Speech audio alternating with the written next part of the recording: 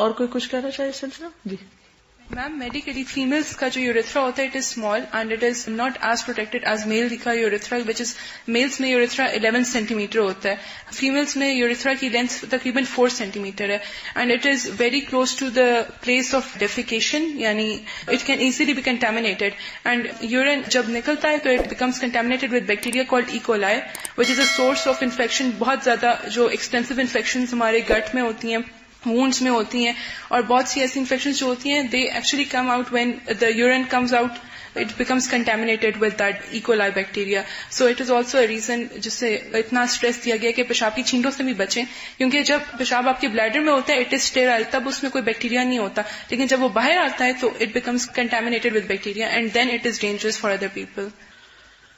تو اس لیے بہت احتیاط کے ساتھ اس سے بچنا ضروری. اسی لیے جو حکم دیا گیا وہ یہ کہ پیشاب کرتے ہی فوراً نہیں اٹھ جانا چاہیے, کیونکہ بعض اوقات کچھ حصہ یورینری ٹریک میں رہ جاتا ہے اور پھر وہ بعد میں ڈراپس کی شکل میں باہر آتا ہے.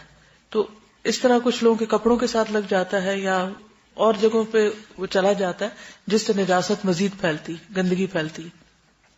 اور اگر وہ آپ کے کپڑوں میں گر گیا اور وہ کپڑے آپ کے جسم کے ساتھ دوبارہ بار بار لگ رہے ہیں تو آپ دیکھیے کہ اس کا نتیجہ کیا ہو سکتا ہے. تو تھوڑا سا رک جانا چاہیے تاکہ جسم پوری طرح صاف ہو جائے, پورا پیشاب باہر آ جائے. جی بچوں میں جو پہلے تو نیپیز ہوتے ہیں نا تو وہ تو پھر بھی چینج ہوتے رہتے ہیں. اب یہ جو tempers yes it's a very important thing. یہ ماؤں کی سستی ہے سراسر. میں یہ کہنا چاہ رہی تھی کہ شروع سے بچوں کو عادت اس چیز کی ڈالنی چاہیے نا کہ یورین ایک گندی چیز ہے, لیکن اب تو یہ کہ 3 سال تک بھی بچوں نے پیمپرز پہنے ہوتے ہیں, صبح سے لے کے دوپہر تک وہ ایک ہی پیمپر میں پھرتے ہیں, بیکاز اس میں فائنینشیل کنسٹرینٹ بھی آ جاتا ہے کہ جی اب وہ اس کو بار بار چینج نہیں کرنا, پھر بچہ عادی ہو جاتا ہے اس چیز کا کہ جیسے یورین کوئی چیز ہی نہیں ہے. آپ دیکھیے کہ وہ جو نیپی ہوتی ہے نا, اگر وہ گندی ہو تو آپ بچے کو اٹھائیں تو آپ کو اسمیل آ رہی ہوتی ہے نا, تو اب بچہ بےچارا مجبور ہوتا ہے کہ مسلسل اس نجاست کو سونگتا رہے. جب وہ مسلسل سونگتا ہے تو اس کا نتیجہ کیا ہوتا ہے, اس کے اندر سے طہارت اور پاکیزگی کا احساس ختم ہو جاتا ہے. پھر بڑے ہو کر بھی اس کو محسوس نہیں ہوگا کہ اس کے کپڑوں میں کچھ ایسی نجاست ہے یا اس کے ماحول میں ہے یا اس کو صاف کرنا ہے. تو اس کے اثرات زندگی بھر دور تک جاتے ہیں. اگر مائیں تھوڑی سے بھی اپنے آرام کو قربان کر کے بچوں کی صحیح تربیت کریں تبھی وہ آپ کے لیے صدقہ جاریہ بنیں گے. اگر آپ نے ان کو گندگی میں ہی پالا پھر کیا ہوگا, ان کی ہیبٹس ہی پھر ساری زندگی ٹھیک نہیں ہوتی, جس کی وجہ سے ان کی صحت متاثر رہتی. کیونکہ اگر وہ نیپی میں ہی فارغ ہو رہے ہیں سارا وقت تو نہ ان کو ٹوائلٹ پہ بیٹھنا آئے گا, نہ ان کا جسم پوری طرح صاف ہوگا, بے شمار اور بھی مسائل. اور آپ دیکھیں کتنے بچوں کو نیپی ریشز ہوتے ہیں, کتنا کامن ہے.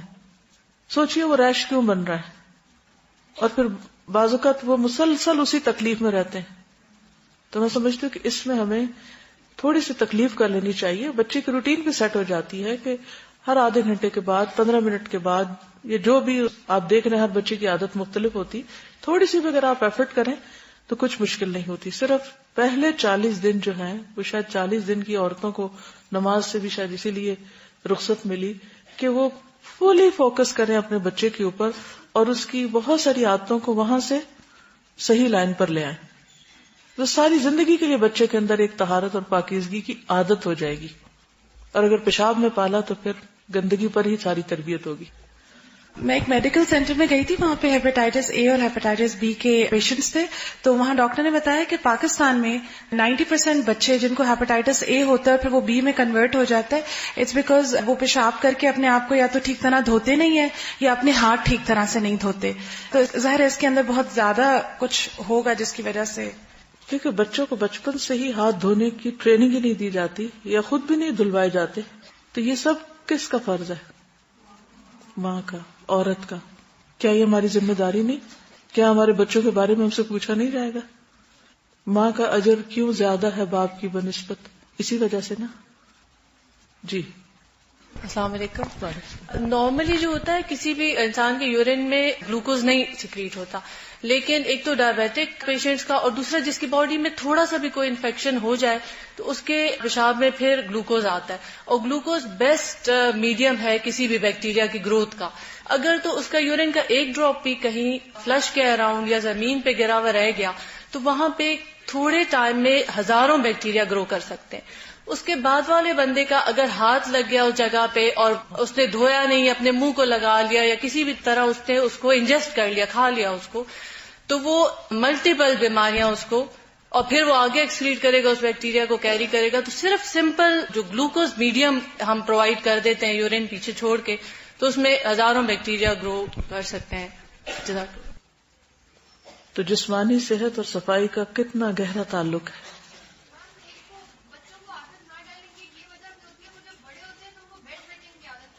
جی ہاں, جب شروع میں اگر بچوں کو نیپی ان کی پراپرلی نہیں چینج ہوتی تو پھر بڑے ہو کر ان کو پیشاب کنٹرول کرنا ہی نہیں آتا اور بیڈ ویٹنگ کی عادت پڑ جاتی اور وہ بڑے ہونے تک اپنے بستر گیلے کرتے رہتے ہیں. السلام علیکم. یہاں پر یہ بات ہو رہی ہے پیشاب کی نجاست کے لحاظ سے, تو یہ ہم فزیکل بات تو کر رہے ہیں, لیکن مجھے لگتا ہے کہ اس کے ساتھ ساتھ جو حضرت محمد صلی اللہ علیہ وسلم نے اور اسلام میں جو اس کی وہ ہے, یہ سائیکولوجیکل بھی ہے. سائیکولوجیکل اس لحاظ سے کہ we are too much careful about others excretions, اور باہر کی جو گندگی ہے اس سے بہت زیادہ کیئرفل رہتے ہیں, لیکن جو اپنی ہے وہ ہماری فیلنگ بھی ہے نا, دوسروں کی اس سے ایون تھوک سے بھی اتنی کراہت کریں گے. تو میرا خیال یہ ہے کہ یہ سائیکولوجیکل فیکٹرز بھی اس میں مجھے نظر آتے ہیں کہ اس وجہ سے بھی اسلام نے اس کو اتنی امپورٹنس دی ہے. تو خلاصہ یہ کہ انسان عام طور پر چونکہ اپنی گندگی سے اس طرح نفرت نہیں کرتا جتنی دوسروں کی گندگی سے کرتا ہے, اس لیے پھر اپنی گندگی کو صاف کرنے میں اتنی احتیاط بھی شاید نہیں برتتا. تو یہ وجہ بھی ہو سکتی ہے کہ اتنی شدت برتی گئی ہے کہ قبر میں عذاب کی وعید سنائی گئی. جی السلام علیکم. استاذہ ابھی ہم بات کریں نا نیپیز کی, پیمپرس کی, وہ تو آج کل کے دور کی ہے. میں تو اس بات پہ حیران ہوتی ہوں کہ جو ہمارا دور تھا ہمارے بچپن کا, اس میں تو ایسی کوئی چیز نہیں تھی اور ہماری مدرس نے تو ہمیں واش کیا تھا پراپرلی. تو ہمارے آج کل کے جو پبلک ٹوائلٹس دیکھیں آپ, یونیورسٹیز کے دیکھیں, کالجز کے دیکھیں, تو میں سوچتی ہوں کہ ہمیں مطلب بیسک تمیز ہی نہیں آئی, تو ہم نے کیا چیز سیکھی, اور یونیورسٹی لیول پہ بھی آ کے ابھی نہیں سیکھا تو کب سیکھیں گے. بالکل, بہت ہی اہم بات انہوں نے کی, اور وہ یہ کہ عوام کو تو بھول ہی جائیے کہ جنہوں نے کچھ پڑھا لکھا نہیں. کسی اسکول, کسی کالج, کسی یونیورسٹی, کسی دینی ادارے, کسی مدرسے, کسی مسجد, کسی جگہ کے بھی ٹوائلٹ کو جا کر دیکھیے اس کا حال کیا ہے. جس دین میں اتنی زیادہ تاکید ہے, اگر بحیثیت مسلمان ہم نے یہ پہلا سبق نہیں سیکھا. اب دیکھیے پیدا ہوتے ہی بچہ شاید کھائے بعد میں, لیکن اس کے باڈی کی جو ایکسکریشنز ہیں وہ فوراً نکلنے لگتی.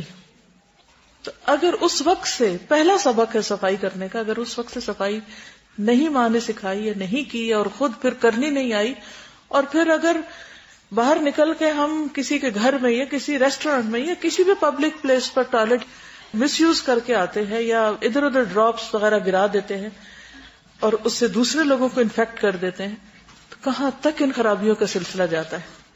ایسی بو والی جگہوں پر جنات تو بہت ہو سکتے ہیں لیکن فرشتے نہیں ہوتے. تو ہم میں سے جب تک ہر شخص احتیاط نہیں برتے گا تو ماحول صاف نہیں ہوگا. جب ماحول صاف نہیں ہوگا تو اس وقت تک حالت نہیں بدل سکتی. جی ٹوائلٹس میں تو گندگی بکھیرتے ہی ہیں, لیکن جو مسجد کے ساتھ وضو ایریا ہوتا ہے وہاں پہ لوگ یورین کرنے سے باز نہیں آتے. حرم میں نہیں آتے. جی بالکل. زمزم پہ بیٹھ کے, پہلے زمزم کا کنواں نیچے ہوتا تھا نا, تو اوپن ایریا تھا, الحمدللہ انہوں نے بند کر دیا وہ, کیونکہ اس پہ لوگ نیچے اتر کے وہاں پر باقاعدہ نہا رہے ہوتے تھے اور ہر قسم کی گندگی وہاں پھیلی ہوئی ہوتی تھی بعض اوقات. ابھی پچھلے دنوں تھا میٹرو میں جانے کا اتفاق, میٹرو کے ساتھ وہ بنے ہوئے ہیں پریئر ایریاز, وہاں پہ وضو کے ایریا میں مجھے کچھ شک پڑا کہ ایک عورت جو ہے وہ اپنے آپ کو واش کر رہی ہے, اور اس نے بڑا سا برقع یا جو بھی چیز پہنی ہوئی تھی اس میں اپنے آپ کو چھپایا ہوا تھا کہ پتہ نہ چلے.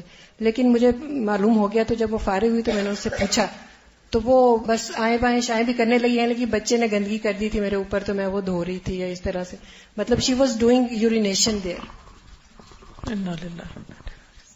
یعنی صرف ہم اپنے آپ پر نہیں دوسروں پر بھی ظلم کرتے ہیں ایسے کام کر کے. بچوں کو ٹرین کرنے کی جو بات ہے، تو جب میں نے کچھ عرصے اسکول میں پڑھایا تو میں نے دیکھا کہ ہم بچوں کو واش روم لے کے جاتے تھے، تو اسپیشلی بوائز، ان کو پتا نہیں تھا کہ بیٹھ کے کس طرح پیشاب کرنا ہے، یا ان کو یہ نہیں پتا تھا کہ کس پوزیشن میں بیٹھنا ہے کہ ان تک پیشاب کے چھینٹے نہ پہنچے نا.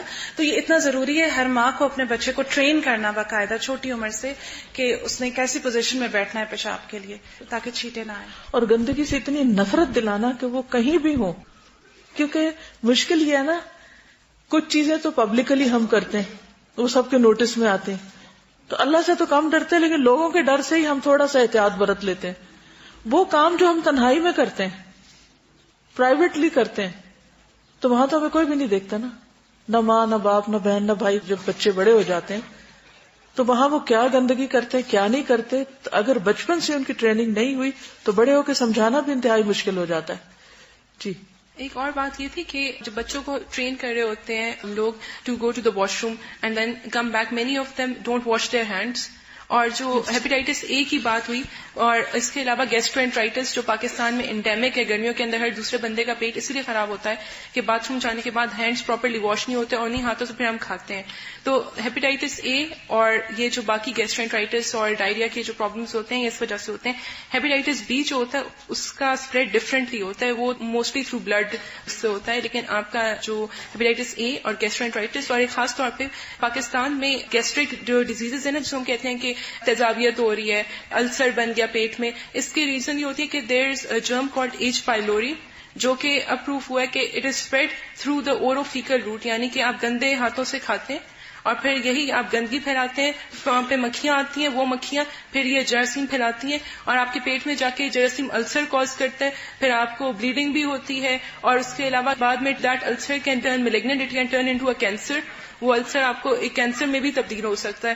تو یہ جو ہمارے مدرس کو خاص طور پہ جو ہے بہت زیادہ ان کو ہوتا ہے کہ جو بچے کو ہاتھ دھونے کی عادت نہیں ہوتی، اور پھر جب بچپن سے عادت نہیں ہوتی تو پھر بہت سارے بڑے لوگ بھی پراپرلی ہاتھ نہیں دھوتے ہیں، اور یہی وجہ ہے کہ ہمارے وارڈز میں گرمیوں کے اندر سب سے زیادہ کیسز گیسٹرینٹرائٹس کے ہوتے ہیں.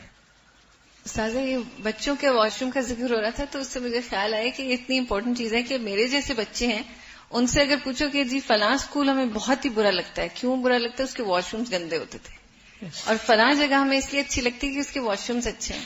تو یہ ایک اتنی سائیکولوجیکل چیز ہوتی ہے کہ اس سے پوری آرگنائزیشن کے فیل کا پتہ چلتا ہے کہ وہ کس طرح کے وہاں لوگ کسی کے گھر کا، آرگنائزیشن کا، کسی کی شخصیت کا، پرسنالٹی کا آغاز تو یہیں سے ہوگا نا، پہچان تو یہی ہے. تو اس سے آپ اندازہ کریں کہ آپ سب کا تعاون کتنا ضروری ہے دین کی صحیح نمائندگی کے لیے. یہ پہلی تبلیغ ہے جو ہم اپنے عمل سے کرتے ہیں. استاذہ، یہ بیسکلی مدرز یا جو بڑی سسٹرز ہوتی ہیں ان کا رول ہوتا ہے بچوں کو ٹرین کرنے میں. پہلے شروع سے پیمپرس پر لگا دیا جاتا ہے کہ بچے بیڈ پر ہی جو کرتے ہیں، لیکن اس کے بعد جب وہ بڑے ہو کر بیڈ ویٹنگ کرتے ہیں تو پیرنٹس اتنا زیادہ ان کو اسکولڈ کرتے ہیں، اتنا زیادہ ڈانٹا جاتا ہے، جس کے بعد وہ بچے سائیکولوجیکلی جو ہے وہ ill ہو جاتے ہیں. بالکل صحیح. یعنی پہلے اپنی کوتاہی سے ان کو ٹریننگ نہیں دی جاتی، پھر بڑے ہو کر جب وہ عادی ہو جاتے ہیں اور اس طرح کا کوئی ان سے فعل سرزد ہو جاتا ہے تو ڈانٹ ڈپٹ کے علاوہ مار بھی بازو کا پڑتی، اس سے بچوں کے اندر ایک خوف پیدا ہو جاتا ہے. حالانکہ نبی صلی اللہ علیہ وسلم نے وہ بدو جو پیشاب کر رہا تھا اور صحابہ اس کو روکنا چاہ رہے تھے، آپ نے منع کر دیا. ایسی زندگیاں کیسے ہم اللہ کی نظر کر سکتے ہیں؟ کیسے کہہ سکتے ہیں کہ میری زندگی رب العالمین کے لیے؟ وہ تو ہمیں ظاہر میں بھی اور باطن میں بھی اور عالم الغیب والشہادہ، حاضر میں بھی اور غائب میں بھی، ہر جگہ جانتا ہے، ہر جگہ دیکھتا ہے. جہاں کوئی نہیں دیکھتا وہ دیکھتا ہے کہ ہم کیا کر رہے ہیں. واللہ یعلم ما تصنعون. نیکسٹ ہم دیکھتے ہیں لباس کی صفائی. سورۃ المدثر میں اللہ سبحانہ تعالیٰ فرماتے ہیں وَثِيَابَكَ فَطَهِّرْ، اور اپنے کپڑے پاک صاف رکھو، یعنی ہر طرح کی نجاست سے، ہر طرح کی گندگی سے. جابر بن عبداللہ فرماتے ہیں کہ رسول اللہ صلی اللہ علیہ وسلم ہمارے پاس تشریف لائے تو ایک آدمی کو دیکھا کہ اس کے کپڑے میلے کچیلے تھے. آپ نے فرمایا کیا اسے کوئی ایسی چیز میسر نہیں جس سے یہ اپنے کپڑوں کو دھو سکے، یعنی اپنے آپ کو صاف کر لے؟ بعض اوقات کپڑے دیکھنے میں تو بہت صاف دکھتے ہیں دور سے، لیکن پسینے کی بو سے اس قابل نہیں ہوتے کہ انہیں پہنا جائے. کیونکہ کچھ لوگ جنہیں مختلف جگہوں پر اپنے آپ کو مختلف طریقے سے پریزنٹ کرنا ہوتا ہے، اور بعض اوقات بہت قیمتی لباس پہنتے ہیں، تو وہ اس کو اگر دھوئیں گے یا صاف کریں گے تو اس لباس کی شان و شوکت ختم ہو جائے گی. تو پھر وہ بار بار اسی لباس کو پہنتے ہیں، گندے لباس کو پہنتے ہیں. اور گندگی سے مراد یہاں نجاست نہیں بلکہ پسینے کی گندگی اور بو وغیرہ ہے. تو اس کا نقصان کیا ہوتا ہے کہ ان کی وجہ سے پورے ماحول کی صفائی متاثر ہوتی، اور پسینہ جو نکلتا ہے وہ بھی ایسیڈک ہوتا ہے، اور پھر وہ جب کپڑوں کے اندر رہ جاتا ہے اور پھر آپ ان کو دھوتے نہیں اور پھر دوبارہ وہی پہن لیتے ہیں. پھر کچھ عرصے کے بعد بعض کپڑے تو 6 مہینے کے بعد نکال کے دوبارہ ویسے ہی پہن لیے جاتے ہیں. تو اس سے عبادت کی روح اور اوور آل جو ایک صفائی کا احساس ہے وہ ختم ہو جاتا ہے. اس بارے میں مزید کچھ کہنا چاہیں تو کہیے ورنہ میں آگے چلوں گی.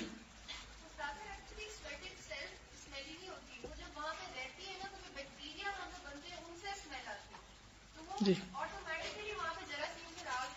جی، یعنی سویٹنگ جس جگہ پہ رہ جاتی ہے وہاں وہ اس بیکٹیریا کی وجہ سے اسمیل پیدا ہوتی. استاذہ زیادہ لوگ کیا کرتے ہیں کہ وہ گندے کپڑے پہنتے جس سے سویٹ کی اسمیل آتی ہے اور اس کے اوپر وہ اور بھی زیادہ پرفیوم لگا دیتے تو وہ اتنا ڈسکسٹنگ ہو جاتا ہے اور پھر وہ اسپریڈ ہونے لگتا ہے. وہ یعنی وہ پہلے پسینہ ان کے اندر تھا، جب اس میں پرفیوم ڈالا تو وہ پرفیوم کے ساتھ مل کے اڑنے لگا. بڑی اچھی ٹپ تھی. میں نے اپنی مدر لا کو دیکھا، وہ تھوڑی سی دیر کے لیے کہیں جاتی تھی اور آ کے جیسے بہت فینسی کپڑے ہیں جن کا رنگ اترتا ہے کچھ، تو وہ کیا کرتی ہیں تھوڑی سی دیر کے لیے بھی پہنا ہوتا تھا تو جب وہ چینج کرتی تھی تو وہ بنگلوں کو پکڑ کے وہیں پہ ہی کھڑے ہوئے سنک سے صابن سے دھو کے اور اس کو ہینگر پہ لٹکا دیتی تھی.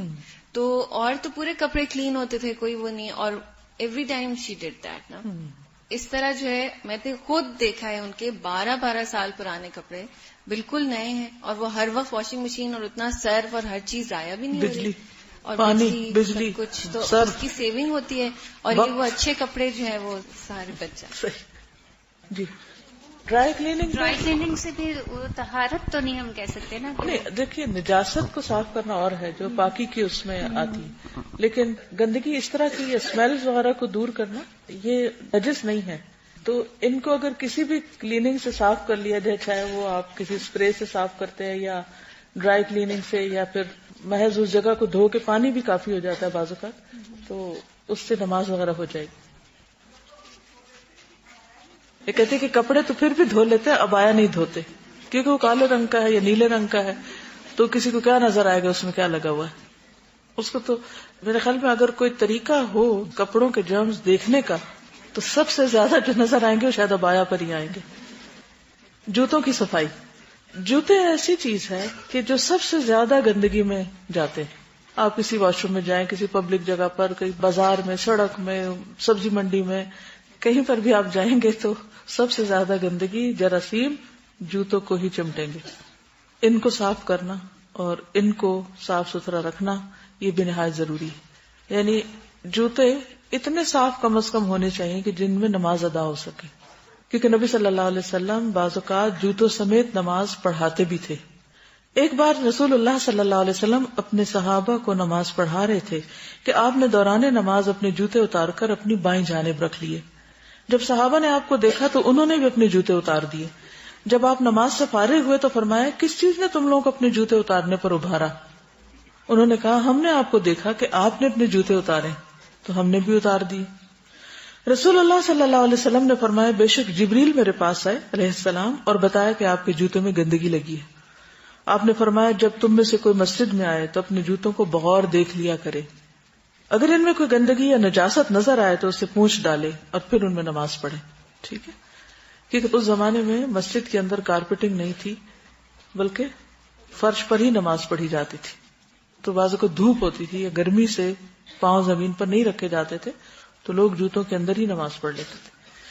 تو جوتے میں نماز پڑھنے کا مطلب یہ ہے کہ جوتا اتنا پاک صاف ہو کہ نماز میں رکاوٹ نہ بنے. یہ معیار ہے صفائی کا اس کی. ٹھیک. اب جہاں تک جرمز وغیرہ کی بات ہے یا ایسی جگہ پہ جانے کی بات ہے تو ہم سب کو پتا ہے کہ ہم کہاں سے گھوم کر آئیں. اگر آپ صرف گاڑی سے اتر کر ایک پارک میں گئے یا آپ کسی ایسی روڈ پر چل رہے ہیں جہاں کوئی کتا وغیرہ نہیں جاتا یا کوئی ایسی گندی چیزیں نہیں ہیں تو اس صورت میں کوئی نجس چیز نہیں لگے گی ان کو، بلکہ زمین کی مٹی جو ہے وہ بھی پاک کرنے والی ہے. تو وہ جوتے اگر ان کو کہیں کوئی گندگی لگ گئی اور اس کے بعد مٹی پہ چلے یا مٹی سے ان کی صفائی سہولت کے ساتھ ہو جائے گی، جیسے تیمم کی مٹی پاک کرنے والی، ایسی ہر مٹی ناپاک نہیں ہوتی بلکہ مٹی بھی پاکیزگی کا ذریعہ ہوتی ہے پانی کے بعد. لیکن کچھ صورتیں گندگی کی ایسی ہیں، نجاست کی ایسی کہ جو نظر نہیں آتی. مثلاً اگر آپ کسی ایسے واش روم میں گئے ہیں کہ جہاں فلور گندا تھا تو لازماً آپ کے جوتے میں گندگی جذب ہو گئی، اب آپ کو دھونا چاہیے اس کو.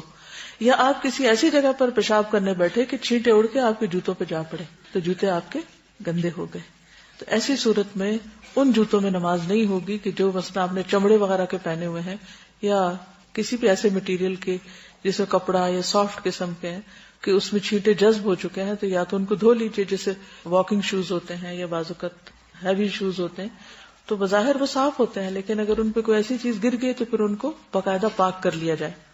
اسی طرح جرابوں کی صفائی، بعض لوگ جرابیں نہیں دھوتے، ایک جراب کئی کئی دن تک پہنتے رہتے ہیں اور ان کے پاؤں میں پسینہ بھی آتا ہے تو وہ اسمیل کا ذریعہ بن جاتے ہیں اور دوسروں کے لیے سخت اذیت کا ذریعہ. تو جب ہم گندی جرابوں کے ساتھ اور خصوصاً ایسی جرابیں کہ جن میں پسینے کی بو آ رہی ہے ان کے ساتھ اگر ہم نماز پڑھنے کھڑے ہوں گے تو ہمارے خوشبو میں بھی خلل آئے گا. تو اس لیے ان کی دھلائی اور ان کی صفائی کا بھی اہتمام کرنا ضروری ہے. بچوں کے اور بڑوں کے انڈر گارمنٹس وہ بھی اسی میں آتے ہیں. جوتوں کی صفائی کے متعلق کوئی ٹپ دینا چاہے کوئی؟ جی. ساکس اکثر فریکوینٹلی چینج نہ کی جائیں یا پاؤں دھوئے نہ جائیں تو اس کی وجہ سے فنگرز میں فنگس لگ جاتا ہے تو وہ نیلز اور کافی آگے جا کے مطلب ڈیمیج کر سکتا ہے اسکن کو. صحیح، اسپیشلی ایتھلیٹس وغیرہ جو ہے اسپورٹس مین وغیرہ ان کا کیونکہ ان کو پسینہ زیادہ آتا ہے نا، ڈیزیز ہوتی ہے ایتھلیٹس کو، بالکل، تو وہ یہی پسینے کی وجہ سے ہوتی ہے کہ وہ ان کے ساکس بہت زیادہ گندے ہوتے رہتے ہیں. جی، بند جوتے اور چینج نہیں ہوتے. بالکل. السلام علیکم. پچھلے دنوں میں نے دیکھا تھا ٹی وی پر ایک پورا پروگرام انہوں نے کنڈکٹ کیا تھا اس چیز پر کہ کراچی میں کچھ ایسی دکانیں ہیں جہاں پر جوتوں میں پٹ کی کھال لگائی جاتی ہے. تو وہ کہہ رہے تھے کہ اگر آپ کوئی نمازی جاتا ہے مسجد میں وضو کر کے اکثر جاتے ہیں لوگ اور وہی جوتا پہن کے جائیں گے تو پھر ان کی تو نماز نہیں ہوگی نا. تو اس کے بارے میں پھر کافی وہ بتا رہے تھے ٹپس کہ جب آپ جوتا خریدیں تو اس کے انٹرنلی آپ دیکھیں تو پٹ کے چمڑے میں وہ جو بال ہوتے ہیں جب نکالا جاتا ہے تو 3 سوراخ بنے ہوتے ہیں الگ الگ بالوں کے، تو اس پر ذرا غور کرنا چاہیے. چمڑا اچھی طرح دیکھ کے لیں چیز. اسی طرح کئی پرسز بھی ایسے ہوتے ہیں جی جی کہ جو ہم ساتھ نماز میں رکھتے ہیں یا مسجد لے جاتے ہیں. جی جی، اس کا بیسٹ حل یہ ہے کہ واش روم سلیپرز الگ کر لیں. جی جی، کارپیٹ والے ایریا پر بھی شوز نہ لائے جائیں کیونکہ کارپیٹس کے اندر وہ جرمز پھر رہ جاتے ہیں کہ جو پھر صاف کرنا مشکل ہوتا ہے. جی استاذہ، یہ میرے فرینڈ کے گھر میں ایک رول ہوتا تھا کہ ان کے انڈور شوز الگ سے ہوتے تھے اور آؤٹ ڈور شوز الگ سے ہوتے تھے. ان کا گھر کا انٹرنس تھا کہ پہلے ایک it was like a hallway, وہاں پہ وہ اپنے شوز اتارتے تھے جن شوز میں وہ باہر جاتے تھے، کیونکہ ان کی جو موم تھی وہ بہت ہی کلین وہ تھی، لائک ان کو بالکل بھی گندگی نہیں پسند تھی. تو ان کا یہ رول بہت سخت تھا کہ انڈور شوز الگ ہو اور آؤٹ ڈور شوز الگ ہو. دے کوڈ ناٹ گو، جو چپل میں وہ گھر پہ پہنتے تھے وہی چپل وہ باہر نہیں پہن سکتے تھے.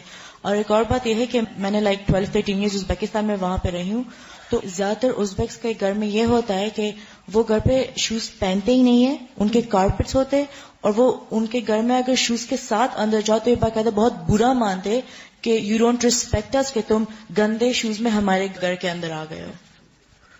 اگر آپ دیکھیں تو بہت سارے لوگوں کا یہ کلچر ہے، مثلا ٹرکش جو ہیں ان کا بھی یہی کلچر ہے کہ جوتے گھر سے باہر، کوئی بھی ہو، بڑا ہو چھوٹا ہو، امیر ہو غریب ہو. جاپنیز کا بھی یہی حال ہے، وہ جوتے گھر کے باہر ہی ہوں گے اور اندر ننگے پاؤں رہیں گے یا ساکس وغیرہ کے ساتھ.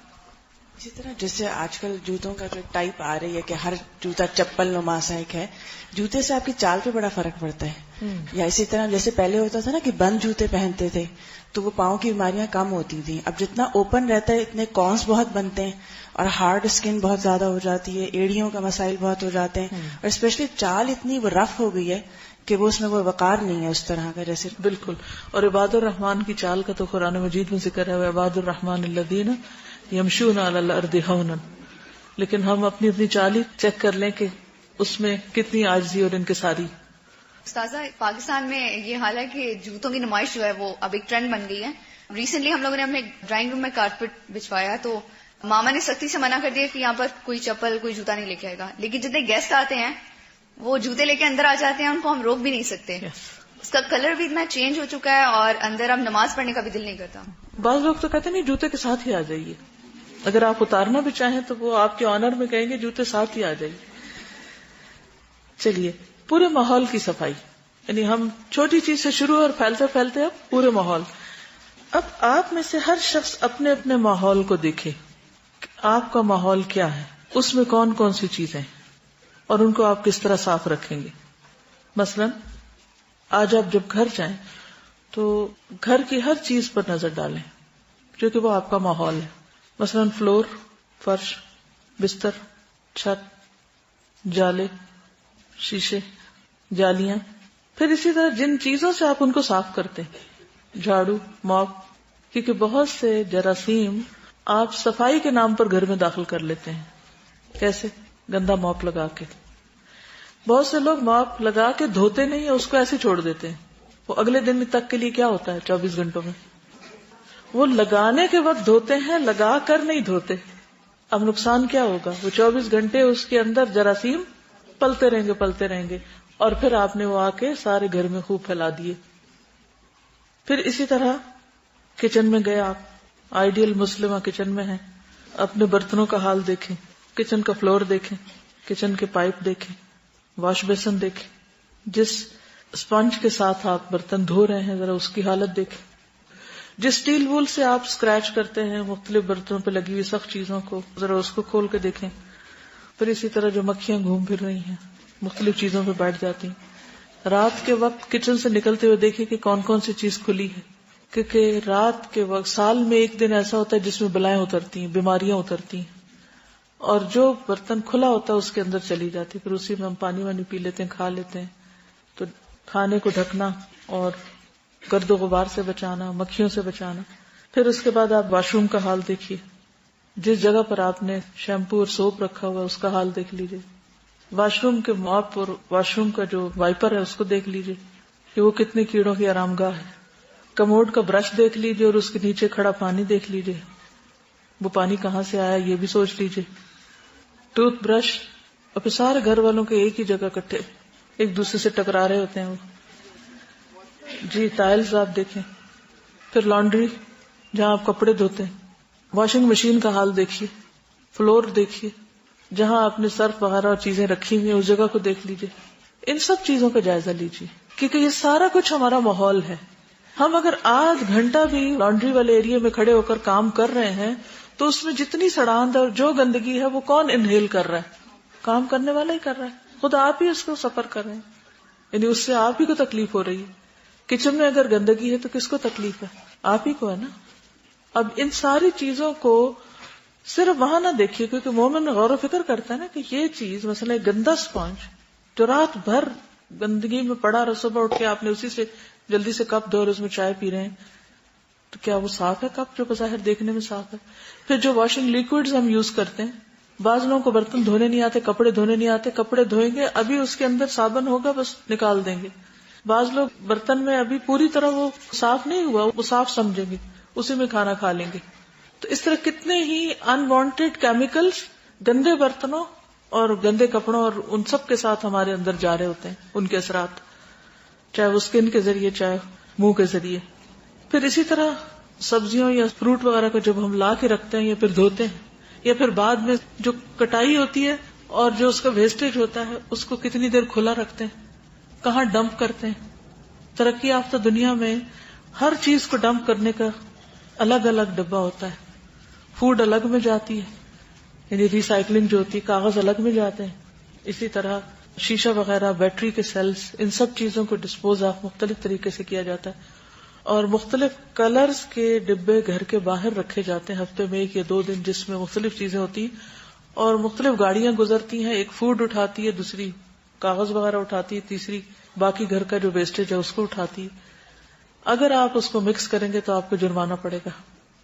ہمارے ہاں ری سائیکلنگ کا کوئی انتظام ہی نہیں، سوچ ہی نہیں. کسی بھی جگہ پر آپ کسی بھی ہائی وے پہ سفر کیجیے اور آس پاس اڑتے ہوئے پلاسٹک کے لفافے دیکھیے کہ ہمارے پورے ماحول کو کتنا گندا کر رہے ہیں.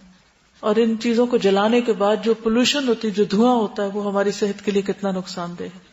آج پوری دنیا میں یعنی کہ گلوبل وارمنگ کے طور پر ماحول کی صفائی جو ہے یا پولوشن جو ہے وہ ایک بلا بنی ہوئی، ایک عذاب بنا ہوا ہے.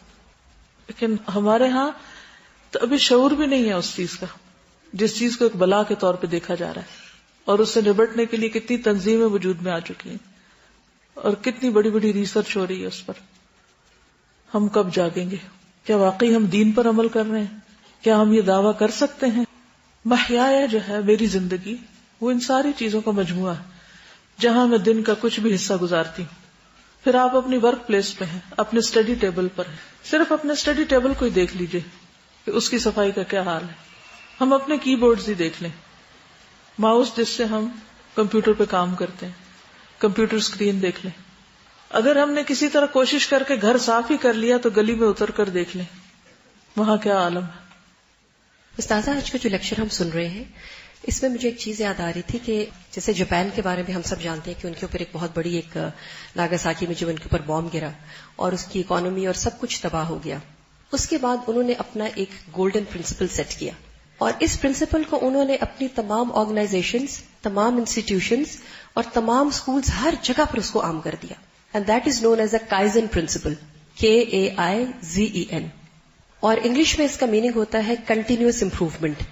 اور اسی کے انڈر ایک 4 پروسیس سائیکل انہوں نے سجیسٹ کیا جس کو کہتے ہیں PDCA cycle, which means plan, do, check, act. تو اس میں آپ دیکھیں کہ ہم پہلے دیکھنا ہے کہ پلاننگ کیا کرنی ہے، ہاؤ، ویئر، واٹ، وین، کیا پلاننگ ہم نے کرنی ہے. اس کے بعد نیکسٹ اسٹیپ آتا ہے ڈو، کہ جو ہم نے اسٹریٹجیز بنائی ہیں، جو ہم نے پلاننگز کی ہیں، جو ہمارے ٹیکٹکس ہیں، وہ کتنی حد تک وہ کام ہو رہا ہے. نیکسٹ چیز آتی ہے چیک. چیک ہے ٹو ریکٹیفائی دا پرابلم، کہ پرابلم ہے کیا. دیکھیں جیسے آپ ہیبٹ بریکنگ اور ہیبٹ فارمیشن پہ بہت عرصے سے ہمیں بتا رہی ہیں یہ چیز، تو ہم نے ہر چیز کے بینچ مارک سیٹ کرنے ہیں کہ ایک میرا بینچ مارک ہے کہ میں نے 30 ڈیز میں اس ہیبٹ کو اپنے فارم کرنا ہے یا میں نے اس کو بریک کرنا ہے. اب اگر 30 ڈیز کا بینچ مارک میرا نہیں پورا ہو رہا تو کیوں نہیں ہو رہا؟ پھر اس کے بعد اگلی چیز ہے ایکٹ. ایکٹ کا مطلب کیا ہے؟ امپروومنٹ، کہ وہ امپروومنٹ آئی ہے یا نہیں آئی. تو اگر اسی PDCA سائیکل کو ہم بھی اپنی زندگیوں میں امپلیمنٹ کریں تو انشاءاللہ کافی حد تک بہتری آ سکتی ہے. میم یہاں پہ ہم یہ جو بات کر رہے ہیں اپنے ماحول کی صفائی کی، اپنے گھروں کی صفائی کی، تو اس میں ایک یہ پوائنٹ بھی بہت امپورٹنٹ ہے، جو ہم لوگوں کے ملازم ہوتے ہیں ان کے ہی سپورٹ کر دیا ہوتا ہے ہم لوگوں نے تمام گھر کی صفائی کو، اور ہمیں نہیں پتا ہوتا کہ وہ کس طرح سے کس چیز کی کیسی صفائی کر رہے ہیں. اور جس طرح سے ایک مالک اپنے گھر، اپنے کمرے کی، اپنے واش روم کا جتنا خیال سے صفائی کرے گا اتنے خیال سے اس کا ملازم کبھی بھی وہ صفائی نہیں کر سکتا. رسول اللہ اپنی گھر کی صفائی خود کیا کرتے تھے، تو ہم لوگ پھر کیوں اپنے کمروں کی، اپنے گھروں کی صفائی خود نہیں کر سکتے اور اتنے ڈیپینڈنٹ ہو گئے ہیں میٹس پر؟ یا ان کے ساتھ مل کے کیوں نہیں کر سکتے؟ جی کیوں نہیں اس کو ساتھ کر سکتے؟ تو پہلا سٹیپ کیا ہے؟ احساس، شعور، ارادہ، نیت کہ یہ کرنا ہے، اس کی ضرورت ہے، اس کے بغیر چارہ نہیں. استاذہ ایک میں نے ریسرچ دیکھی تھی، اس کے اندر انہوں نے یہ بتایا تھا کہ جو ماؤس ہے اور کی بورڈ ہے اس پہ کموڈ سے زیادہ جرمز ہوتے ہیں، اس لیے کیونکہ کموڈ تو پھر صاف کر دیا جاتا ہے، ریگولر اس کی کلیننگ ہوتی ہے، بٹ ان چیزوں کی نہیں ہوتی ہے. تو اس فورم پہ I would like to ask کہ ایسے کون سے کلینرز ہمارے پاس موجود ہیں جو ایزیلی ہم لوگ اپنے پاس رکھ سکتے ہیں؟ سینیٹائزر، اس کو آپ ٹشو کے ساتھ ہی کسی بھی کلوتھ کے ساتھ لگا کے آپ صاف کر لیں. ڈس انفیکٹنٹ جی اور بھی ہوں گے لیکن یہ تو عام طور پر اویلیبل ہی ہے. اب یہ جتنے بھی پوائنٹس اپنے اپنے ماحول کی لسٹ بنا کے لیں اور ان کو آپ کیسے صاف کرتے ہیں مختلف آئیڈیاز شیئر کریں. جزاکم اللہ خیرا. سبحانک اللہم و بحمدک، اشہد ان لا الہ الا انت، استغفرک و اتوب الیک. السلام علیکم و رحمۃ اللہ وبرکاتہ.